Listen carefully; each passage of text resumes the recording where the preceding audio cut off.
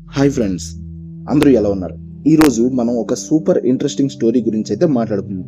అదేంటంటే Alcatraz jail నుండి ముగ్గురు ఖైదీలు తప్పించుకున్న కథ.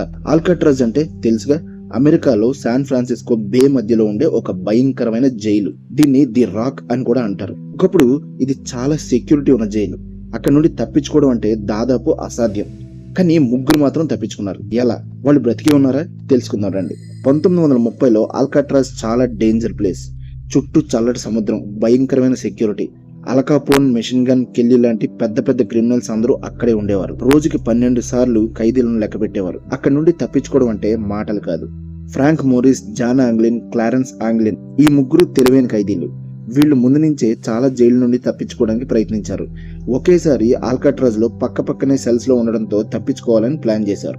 1962 జూన్ 12న ఉదయం ఖైదీలను లెక్క పెట్టేటప్పుడు ఈ ముగ్గురు కనిపించలేదు. వాళ్ళ బెడ్స్ లో మాత్రం ప్లాస్టర్ వెంట్రుకలతో చేసిన డమ్మీ తలలు ఉన్నాయి. రాత్రి కాపలా కాసే గార్డ్స్ ని ఈ డమ్మీ తలలు మోసం చేశాయి.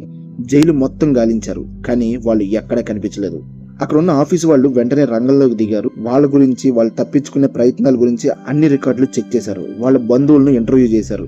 పడవ నడిపే వాళ్ళని ఏమైనా వస్తువులు కనిపిస్తే చెప్పమని అడిగారు. 2 రోజుల్లో వాళ్ళకి సంబంధించిన లెటర్స్ దొరికాయి. తర్వాత చెక్క పడవ, తెడ్డులు, రబ్బర్ ట్యూబ్ ముక్కలు, ఒక లైఫ్ జాకెట్ దొరికాయి. కానీ ఇంకా ఏమీ దొరకలేదు. ఖైదీ అలెన్ వెస్ట్ మాకు హెల్ప్ చేశాడు. వాళ్ళు డిసెంబర్ నుంచి ప్లాన్ చేయడం మొదలు పెట్టారని చెప్పాడు. పాత రంపపు బ్లేడ్ ఉపయోగించి వాక్యూమ్ క్లీనర్ మోటార్ తో డ్రిల్ చేసి వాళ్ళ సెల్స్ లోని ఎయిర్ వెంట్స్ ని తీసేశారు. వెనక ఒక కామన్ యూటిలిటీ కారిడార్ ఉండేది. అక్కడి నుండి సెల్ బ్లాక్ రూఫ్ పైకి వెళ్లి ఒక సీక్రెట్ వర్క్ షాప్ ఏర్పాటు చేశారు. అక్కడ దొంగిలించిన రెయిన్ కోట్స్ తో లైఫ్ జాకెట్స్, రబ్బర్ పడవ తయారు చేశారు. మ్యూజికల్ ఇన్స్ట్రుమెంట్స్ ని పడవకి గాలి నింపే టూల్ గా మార్చారు. పై కప్పుకి ఉన్న వెంటిలేటర్ ని సోప్ తో చేసిన ఫేక్ బోల్ట్ తో తాత్కాలికంగా మూసి ఉంచారు. జూన్ 11న వాళ్ళు రెడీ అయిపోయారు. అలెన్ వెస్ట్ మాత్రం తన వెంటిలేటర్ తీయలేకపోయాడు. మిగిలిన ముగ్గురు కారిడార్ లోకి వెళ్లి సామాన్ తీసుకుని వెంటిలేటర్ ద్వారా పైకెక్కారు. తర్వాత బేకరీ చిమ్నీ ద్వారా కిందకి దిగి ఫెన్స్ దాటి ఈశాన్యం తీరం నుండి పడవలో బయలుదేరారు. తర్వాత ఏమైంది? వాళ్ళు బే దాటి ఏంజల్ ఐలాండ్ కి వెళ్లి అక్కడి నుండి మెయిన్ ల్యాండ్ కి చేరుకున్నారా, లేక సముద్రంలో మునిగిపోయారా? చాలా మంది వాళ్ళు బతికే ఉన్నారని నమ్ముతారు, కానీ సిబిఐ ఇన్వెస్టిగేషన్ ప్రకారం అది అసాధ్యం. బే దాటడం అంటే చాలా కష్టం.